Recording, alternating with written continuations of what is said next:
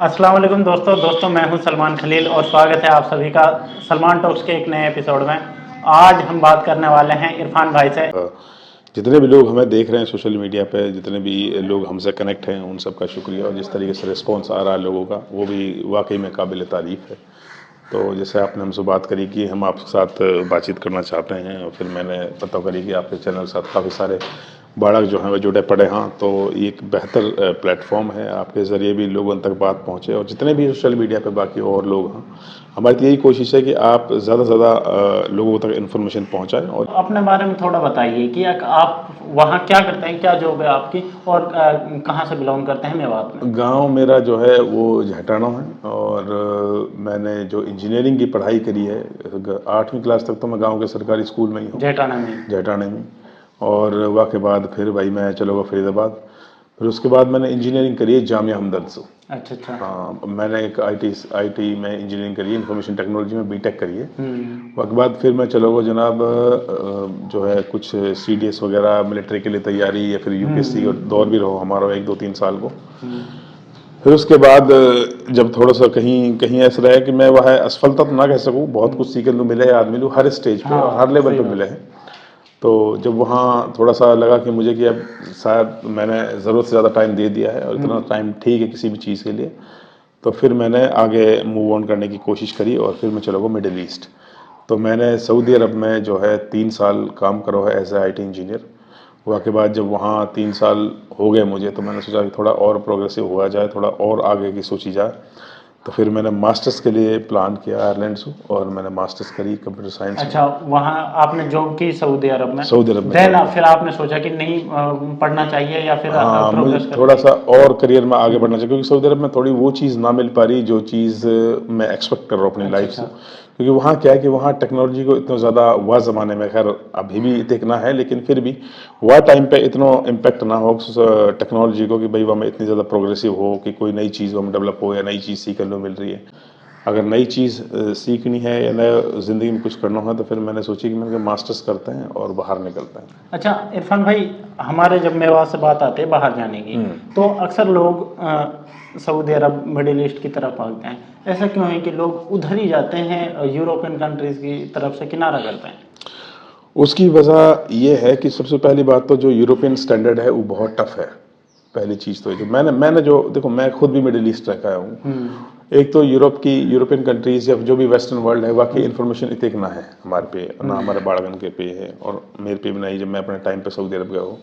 Saudi अरब की ऐसी है कि थोड़ा ईजी प्रोसेस है, और बिल्कुल इंडिया की तरह है, ज़्यादा कुछ खास डिफरेंस ना है। अच्छा। हाँ, तो कल्चरल डिफरेंसेस तो हैं, लेकिन मेन चीज़ जो है वो ये है कि जॉब आसानी से मिल जाएगा। अच्छा, वहाँ जॉब गेन करना आसान है? हाँ, आसान है सऊदी अरब में, लेकिन वहाँ प्रोग्रेस ना है जहाँ हिसाब से हम एक्सपेक्ट करा। हाँ, कि इंजीनियर है या एक डॉक्टर है या जो भी अलग अलग मुख्तलिफ फील्ड हैं, उनमें जो एक प्रोग्रेस होनी चाहिए वो प्रोग्रेस ना है, और वहाँ को आउटपुट भी देखना है। अच्छा, सऊदी अरब में जो जाते हैं ना, वो ठीक है, जब तक वो वहाँ रह रहे हैं उनकी फैमिली बहुत अच्छी चल रही है, वो अच्छा खासा पे आउट अपनी फैमिली की तरफ भेज रहे हैं, मगर वो ना बहुत ज़्यादा कुछ बना नहीं पाता है अपनी लाइफ में। कितना पे आउट मिल जाता है सऊदी अरब में? देखो, उसमें क्या है कि बहुत सारे फैक्टर्स होते हैं, ठीक है। क्योंकि सऊदी अरब में क्या है कि मिनिमम, जैसे यूरोपियन कंट्रीज में क्या है कि मिनिमम स्टैंडर्ड वेजेस हैं।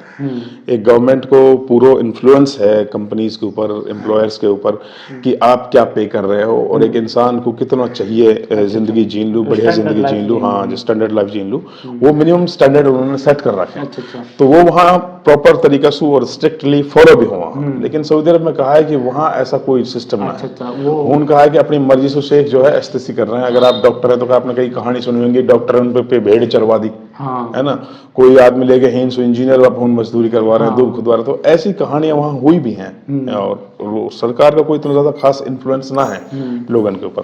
तो यह वजह से जो है वह को इतना बढ़िया उगना है सिस्टम। और तीसरी एक चीज़ और भी है कि देखो, अगर आप यूरोपियन कंट्रीज में या वेस्टर्न वर्ल्ड में कहीं भी मूव हो रहे हो, तो आपके पास एक ऑप्शन होता है नेशनैलिटी का या ग्रीन कार्ड का। वो मिडिल ईस्ट में कहीं पर भी नहीं है। मिडिल ईस्ट में आपको नेशनैलिटी मिलती है, आपको वो आपको ऐसे कंसीडर करेंगे जैसे आप कल ही आए हो। अच्छा। तो उनके लिए आपकी कोई अहमियत नहीं है बेसिकली। सऊदी अरब में कितना पे आउट मिल जाता है?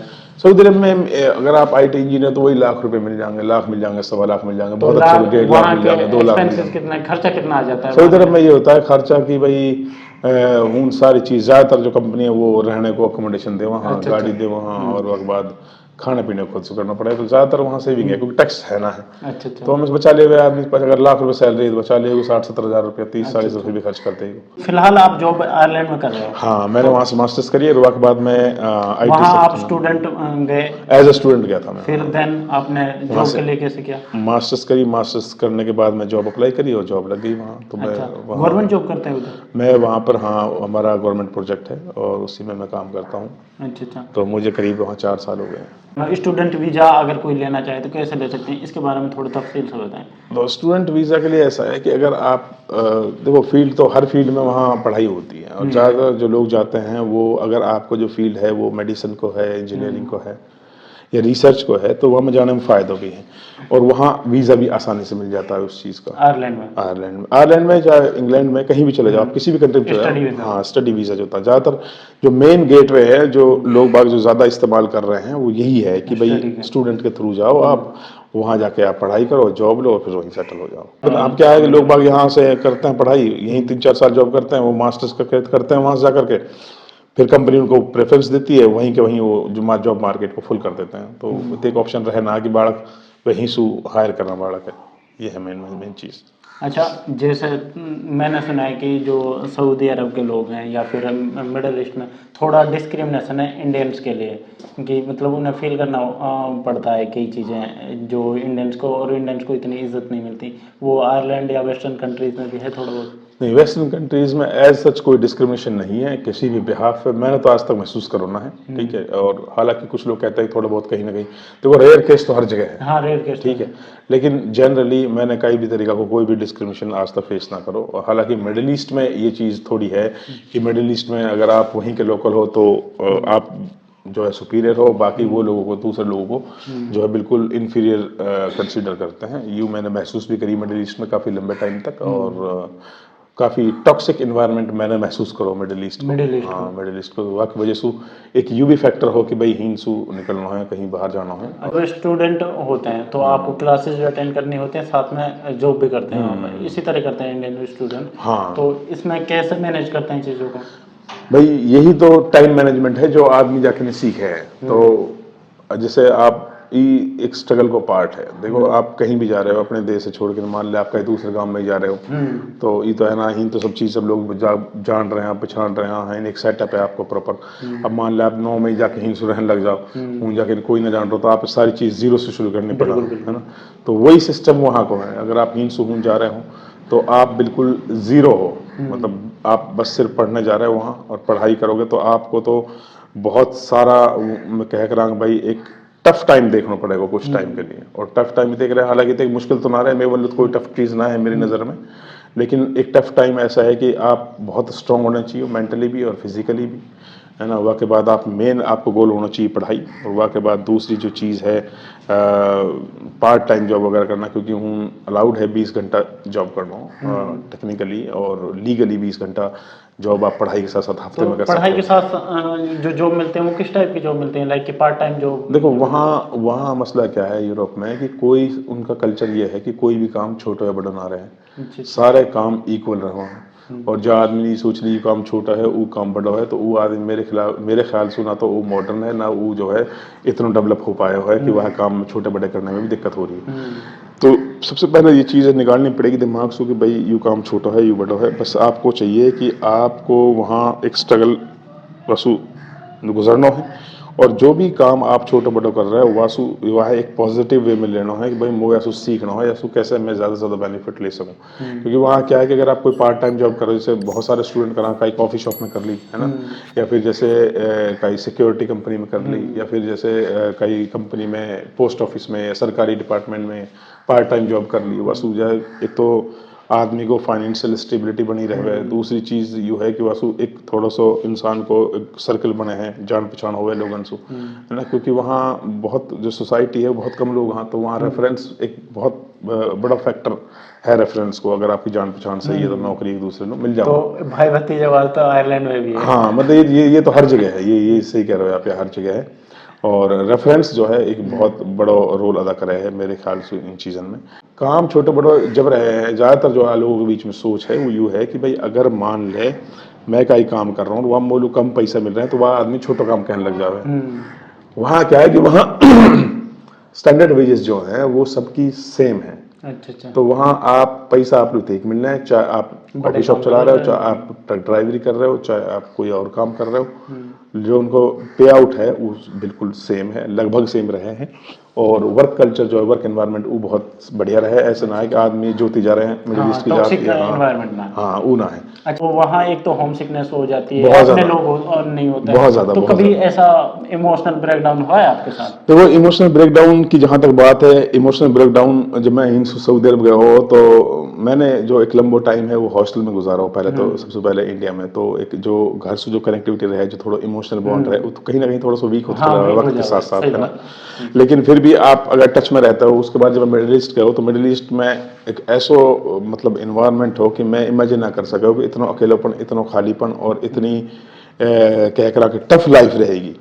क्योंकि हमारा जो प्रोजेक्ट हो वो हो बिजनेस एनालिस्ट को काम हो, और वो रह करो जो 5 स्टार होटल्स हैं, रिजॉर्ट्स हैं, और ये रहे वहाँ हमेशा जंगलन में दूर दूर। तो बाकी जो स्टाफ है उनसे कोई इंटरेक्शन रह करो ना हो, क्योंकि मेरा तो आईटी को काम है। तो बहुत अकेलेपन के एक लंबो दौर चलो, वहाँ की वजह से वो काफ़ी सारी चीज़ें इस बर्दाश्त बीच भी में करी। कभी रोए थे? हाँ, एनजाइटी बहुत ज़्यादा, एनजाइटी भी होगा, डिप्रेस भी होगा बहुत ज़्यादा। अच्छा अच्छा। हाँ, तो फिर मैंने ये भी एक फैक्टर है वहाँ से बाहर निकलने को। तो लेकिन कभी हिम्मत ना हारी यार कि अपना ठीक है, जो चीज़ आ रही है सामने वह है, कह रहा कि भाई take life as it comes. तो वही हिसाब से हम चलते रहे आगे।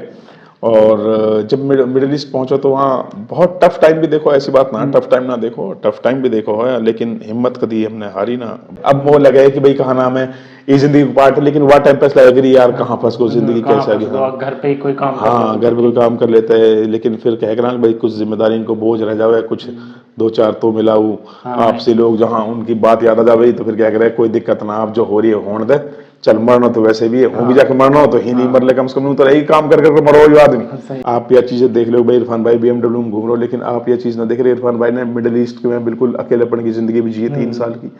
और भाई इरफान भाई ने वहाँ के बाद जब स्टूडेंट लाइफ में है, हर तरीके की नौकरी हमने करी है, हॉस्पिटल में सिक्योरिटी की नौकरी से लेके वाइवा के बाद क्या नाम है, यहाँ तक लगा लो कि मोर्चरी पे भी ड्यूटी लग जाएगी कई बार। अच्छा अच्छा। डर भी लगे हूँ रात को। हाँ, लेकिन फिर ये है कि हमने वो पॉजिटिव वे में लियो, और अपने ऐसे रह गए कि हर टाइम को बेस्ट वे निकाल कर रहे।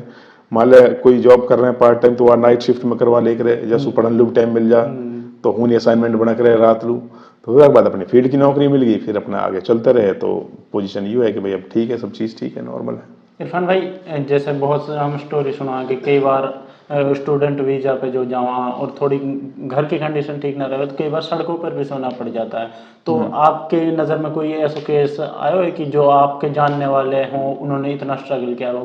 किसी का एक स्ट्रगल बता सकते हैं? देखो इसमें ये है कि जो जो ट्रेंड चल रहा है, मसला ये है कि लोग बाग जो है ना वो जाने से पहले प्लानिंग ना करा। अच्छा, पहले आपकी प्रॉपर प्लानिंग होनी चाहिए, जैसे यह तरीका को जो डेंजर है वो सामने ही ना हो आदमी के। हालांकि ऐसे केसेस बहुत हुए हैं, बहुत सारे स्टूडेंट हैं जिनने हम लोग भी कॉल करी है कि भाई साहब मैं यहीं ना गया हूँ, और भाई साहब मैं ऐसे ऐसे फंसा पड़ा हूँ। तो हमने जितनी मदद हुई हम उनकी करी। लेकिन ये से बचने को यही तरीका है कि भाई इंसान जो है वह सबसे पहले प्लानिंग करनी चाहिए। आप जो कोर्स ले रहे हो वह सोच समझ के लियो, उसके बाद आपके पेटे एक बजट होना चाहिए कि आप लोग फाइनेंस की दिक्कत ना हो। मतलब अगर जॉब ना मिल रही तो घर वाले हाँ, खर्चा चला सके। खर्चा चला सके, मतलब तो कितना खर्चा आ जाओ महीना में? तो लगभग आप ये लगा लो 1000 यूरो आप मान के चलो। 1000 यूरो कितने होना है? वो करीब 1 लाख रुपए। 1 लाख रुपया महीने का। महीने का इतना खर्चा होना चाहिए आप पास। तो आपका जैसे जॉब जो है वो ऐसा ना भाई आप जैसे आज जाओगे तो कल लग जाएगी आपकी पार्ट टाइम जॉब, उसमें 2 महीने लग सकते हैं, 3 महीने लग सकते हैं, 4 महीने, 5 महीने, 6 महीने। तो आप कम से कम 6 महीने का बजट अपने पास होल्ड करके चलो। अच्छा अच्छा। और आप पहले प्रॉपर तरीके से अपना वहाँ ग्रुप बना लो, लोगों से बातचीत करो जो लोग ऑलरेडी वहाँ रह रहे हैं, या तब कोई सर्कल हो या आपके साथ कोई जा रहा हो, या और यही चीज़ देख के हम जैसे मेरे बात के 15-20 लोग हैं जिन्होंने अपना एक ग्रुप बना रखो, और हमने आप काफ़ी अच्छा स्ट्रॉन्ग होल्ड है हमारा कि हम एक दूसरे बालक की मदद करें। हाँ, कि भाई कोई नया बाड़ा करो तो मदद, चाहे वो अकोमोडेशन से रिलेटेड हो, पार्ट टाइम जॉब से रिलेटेड हो, इन्फॉर्मेशन प्रोवाइड करने से रिलेटेड हो, या रेफरेंस से रिलेटेड हो, कई भी तरीके की कोई भी दिक्कत हो, बाड़ा ना होनी चाहिए, खासकर मेरी बात के बाड़ा तो, क्योंकि आजकल फ्रॉड बहुत चल रहा है। हाँ, ये जो एजेंट के थ्रू जाते हैं, ठीक है, तो इनका क्या सीन होता है भाई? एजेंट ही बहुत सारा पैसा ले लेते हैं इधर से ही, कनाडा तक के 20-20 लाख रुपए लोग दे देते ये इनने कह करा कि एक दलाली की दुकान खोल रखी है, असली बात तो है ही हो। अब आप यकीन न मानोगे, कम से कम 4-5 लोग बाड़ा कन्नन में बात करने मैं जाना हूँ जो ऐसे फंस के बैठे हुए हैं। अब वो ऐसी कंट्री में फंस गए जहाँ अब ना तो घर लुआ सका। मेरे फोन आ गया, इरफान भाई ये दिक्कत हो रही है मेरे सामने ही। अब हम क्या कि अगर आप बाड़ा यूरोप में है कहीं और कोई और देश में कोई मेवा दे रहा तो हम थोड़ी बहुत हेल्प भी कर सकें, लेकिन अगर आप यूरोपियन कंट्री, यूरोपियन कॉन्टिनेंट में ना हो, आप एशियन कॉन्टिनेंट में हो, आप यूक्रेन में हो, आप रशिया में हो, आप लाटविया में हो, थोड़ी सी और अलग कंट्रीज में हो, या फिर आप अफ्रीका में, तो हम कहाँ कर सका हूँ। हम बस एक प्रॉपर भाई थोड़ी प्यार से बात कर लेंगे, थोड़ी समझदारी की बात कर लेंगे, वाले थोड़ा बहुत जो रास्ता होगा भाई कैसे निकल सके आप बता सकते। एजेंट उनके ऊपर बिल्कुल भी भरोसा मत करो, ये लूट खसोट रहे हैं, ये अपने पैसा 2-4 पैसा हमारा आपकी जिंदगी के साथ खिलवाड़ कर देंगे। तो बेहतर ये है कि आप जहाँ जा रहे हो वह कंट्री के बारे में पहले पूरी प्रॉपर तरीके से रिसर्च करो, जॉब की वेरिफिकेशन करो, और पहले या मत देखो हूँ जाके मुझे 2 लाख रुपए मिल रहे हैं, 3 लाख मिल रहे हैं, 5 लाख मिल रहे हैं, या देखो मेरे हूँ जाके नहीं महीना का खर्चा कितना।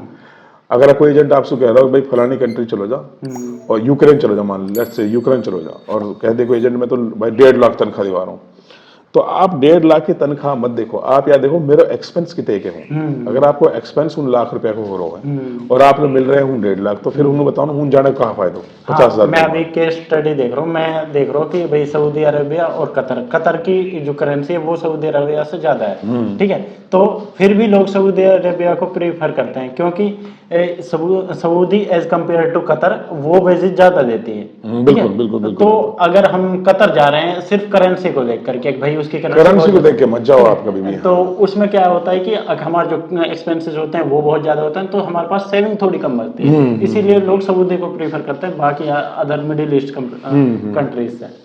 हाँ, इलीगल तरीके से आप किसी कंट्री में जा रहे हो वहाँ डंकी मार के जाना, ठीक है। जैसे मान लो इलीगल जा रहे हो आप, लीगल एंट्री लीगल वे से आप नहीं जा रहे हो किसी कंट्री में, तो ये इलीगल जा वहाँ। और या मैं दोनों चीज़ों को नुकसान है, फाइनेंशियली सबसे ज़्यादा नुकसान है, दूसरी चीज़ आपकी जान पे खेल के आप जाओ। पनामा के जंगल, यूएस में अगर आप जा रहे हो तो आप पनामा के जंगल क्रॉस करके जाओगे। यूरोप में अगर आप जा रहे हो तो ट्रक में लट के कंटेनर में भर भर के आप गाड़ी इनके नीचे फर्श में लोट के जा रहे हो, एक जान को खतरा। पकड़े गए तो आपकी जिंदगी तबाह है मतलब। पकड़े गए तो फिर कहाँ भरोसे कर रहे हैं। यूएस का तो ये होता है कि पकड़ लेता है आपको जेल में डाल देते हैं, वो फिर वापसी बेंटे करवा देते हैं, है ना। दूसरी बात ये कि अगर आप वापस हाँ, और ये कुछ ये भी होता है कि भाई पकड़ लिए तो कुछ दिन आपको जेल में रहना पड़ता है, फिर कोई एनजीओ आती है वो आपकी थोड़ी बहुत मदद करती है, फिर वो आपको छुड़ा के ले जाती है, फिर आपको जाओ।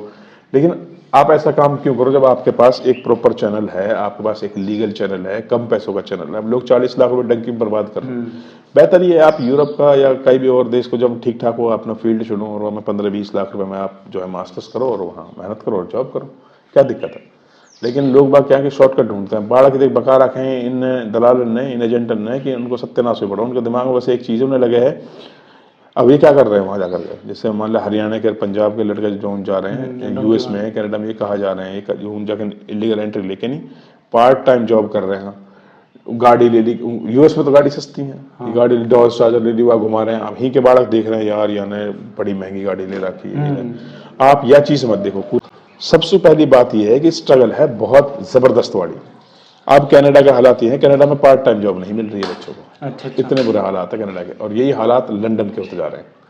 असली बात पूछो तो हमने विजिट करा है, हमने देखे हैं उन बाड़क जैसे इन डिलीवरी वाला ना रहा जोमेटो वाला, ऐसे 15-15 बाड़क 20-20 बाड़क रेस्टोरेंट के सामने ही जो है खोल के बाट में खड़े कर डिलीवरी कर हम लेके जाऊँ। एक लड़के की तो डेथ होगी बेचारा, इतना काम करवाने स्कूटी चला तो सो गो और स्कूटी पुल पे से गिर गई और मर गया बेचारा। तो आप ये सबसे बेहतर तो ये है कि आप एक बैकअप ऐसे लेकर चलो कि आप 1 साल तक वहाँ सर्वाइव कर जाओ। और अगर आप इतना नहीं, कम से कम 6 महीने आप सर्वाइव करो ताकि आपको मार्केट का आइडिया हो जाए। पार्ट टाइम जॉब अगर आपको ठीक ठाक मिल जाती है तो वहाँ से यूँ फर्क पड़ जाएगा कि भाई कहाँ नाम है, एक थोड़ा खर्चा चलता रहे, वहाँ कमाई का साधन बना हो। ये कहा करा स्टूडेंट लाइफ में तो घर के लिए तो नहीं भेज सकते हैं। वही तो मसला ना। ये जो हरियाणा पंजाब के लड़के जा रहे हैं, ये हूँ जाके 24 घंटा काम करा, असाइनमेंट बनवाऊंगा, पैसे देखे नहीं। असाइनमेंट इनके इंडिया में बन रहे हैं, हाँ, पैसा देखे नहीं, और हूँ जाके फुल टाइम नौकरी करना है। वो 10 रुपए घंटा के चक्कर में, थोड़े से लालच के चक्कर में 10 पाउंड या 12 पाउंड जो भी मिल रहा है वो वहाँ के चक्कर में अपने आगे करियर के स्थिति कर ले। ये फुल टाइम पे लाऊं वहाँ जाके नहीं, 3-3, 4-4 लाख रुपए बिल्कुल मजदूर के साथ काम करा और 3-4 लाख रुपए न कमाऊंगा और उन्हें घर भेज दो 3 साल। फिर ये कहा करा अब जॉब मिलेगी नहीं, कॉलेज बड़ी मुश्किल से पास आउट हो गया, तो आप ये कॉलेज के बाद दूसरा कॉलेज बाद तीसरा कॉलेज, ऐसे लंबा स्टूडेंट रहे वहाँ तक 10 साल तक। या फिर ये कर रहा कि भाई काई भी तरीका से कोई जुगाड़ उगाड़ बैठ जाए, जिससे 2 नंबरी काम हो जाए, इंडू कागज उनके बन जाओ, फिर ये वही मजदूरी करते रहो सारी जिंदगी। बेहतर यूँ है कि आप जब पढ़ लू गए वाह ढंग से पढ़ो, 6 महीने की स्ट्रगल आप देखो, साल भर की देखो, अपनी नौकरी लो, लाइफ एकदम सुकून है, फिर उसके बाद कोई दिक्कत नहीं, फिर फर्स्ट क्लास है। मुझे कुछ नहीं पता कि कैसे जाना है, कैसे अप्लाई करना है, क्या करना है। हाँ। एक बार इस प्रोसीजर के बारे में बता दीजिए कि अगर कोई बच्चा जाना चाहे तो कितना उसके पास बैंक अकाउंट में अवेलेबल बैलेंस होना चाहिए, और क्या प्रोसीजर होता है, प्रक्रिया क्या होती है बाहर जाने की, जो लीगल तरीका है। हाँ देखो, सबसे पहली बात तो ये कि हूँ जाने में जो फ़ायदा है, देखो नौकरी तो वहाँ हर फील्ड में है नो डाउट, लेकिन नौकरी से मतलब नहीं है ना, मतलब है कि जो आपने दिमाग में सोच रखी है वो चीज़ आपको मिल रही है कि ना मिल रही है। मान लिया अगर आप चले गए हिंसू BA करके MBA कर लूँ, अब MBA वाले की सैलरी या MSW वाले की तनख्वाह जो है वो बराबरी थोड़ी कर लेगा कि इंजीनियर की या एक डॉक्टर की। सही बात, समझ लो बात। तो वही चीज़ है, तो बेहतर ये है कि आप सबसे पहले जो है आप फील्ड चूज करो कि मेरा फील्ड कौन सा है, कौन सा फील्ड में जाना हो। हूँ कहीं कहीं फील्ड की रिक्वायरमेंट है, आप मेडिसिन इंजीनियरिंग फील्ड ये फील्ड चूज करो, बढ़िया वाले दो। और स्कूल से अगर आपको बाहर जाना हो तो ये फील्ड चूज करके आप बैचलर्स से यहाँ से करो, एक साल को एक्सपीरियंस इनसे ले पहले, क्योंकि वहाँ की मार्केट भी सेचुरेट होती जा रही है टाइम के साथ। वो भी या ना सोचा भाई ये आदमी आया हो पढ़ के नहीं आया हो, हम यार फ्रेशर पर यार नौकरी दे दें, वो भी यार चाहवा भाई हम लोग ऐसा आदमी मिले जो आते ही काम शुरू कर दे। ठीक है, तो आप 1-2 साल काम करो, उसके बाद हूँ से मास्टर्स अप्लाई करो। मास्टर्स में पढ़ाई करते ही फिर आपके आराम से नौकरी मिल जाएगी, क्योंकि आपका एक्सपीरियंस भी है और आपके मास्टर्स भी है। तो ये सबसे आसान तरीका भी है, जल्दी का तरीका भी है। और पैसा होना चाहिए बालक के पे कम से कम 15 से 20 लाख रुपए में, 20 लाख के अंदर में हो जाएगा मास्टर्स। अच्छा है ना, बैचलर्स तो पढ़ाई बहुत महंगी। अच्छा, हमारे बालक बहुत सारे चीज़ पूछा भाई मैं उनसू BTech करना चाह रहा हूँ या BSc करना चाह रहा हूँ या फिर उनसू में जो है MBBS करना चाह रहा हूँ, वो बहुत महंगी पड़े, क्योंकि हर साल को बहुत ज़्यादा खर्चा है। तो मेन चीज़ यही है कि आप वहाँ से मास्टर्स करो। दूसरी चीज़ ये है कि बढ़िया यूनिवर्सिटी चूज करो। ऑप्शन 2 ऑप्शन है, या तो आप डायरेक्ट यूनिवर्सिटी के जो वेबसाइट है विजिट करके वहाँ को मेल डाल दो, वो आप बता देंगे क्या चीज़ आपको चाहिए।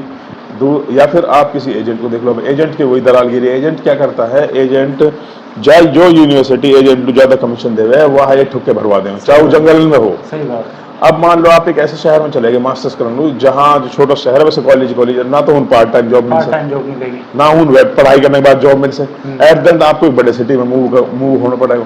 तो बेहतर ये हो कि पहले से आप बड़े सिटी में मूव हो ना, ताकि पढ़ाई के साथ साथ आपको ऑप्शन मिल जाए और आपने सारी पूरी नॉलेज हो जाए एरिया की, वो सिटी की। रोजाना बात करना जरूरी है। बहू से ऐसा ना है, बहू अपने साथ लेके जाना है, नौकरी ऐसी करे बहू साथ रखे आदमी, अकेला आदमी को वीजा मिले ना, बहु कौन वीजा। हाँ ये चीज आप कह रहे हो, वो लोग जो क्या नाम है जिनको ब्याह हुए पड़ा और वे बाहर जाना चाह रहे हैं उनके बारे में पूछ रहे हो आप? नहीं, जैसे अब शादी तो वो वैसी बात है, वो पार्ट ऑफ लाइफ है, वो तो करनी होती है। अगर आप कुंवारे जा रहे तब भी तो शादी होगी। हाँ, बेहतर ये है कि आप ना करो शादी जाने से पहले। जब तक आप वहाँ सेट ना हो जाओ तब तक आप शादी मत करो।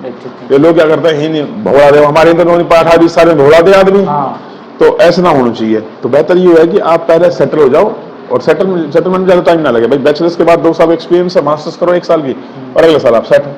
तो बेहतर तो ये है कि आप वहाँ सिंगल जाओ, क्योंकि सिंगल आप रहोगे तो आप ज़्यादा फोकस कर पाओगे इस चीज़ पे। हाँ जी।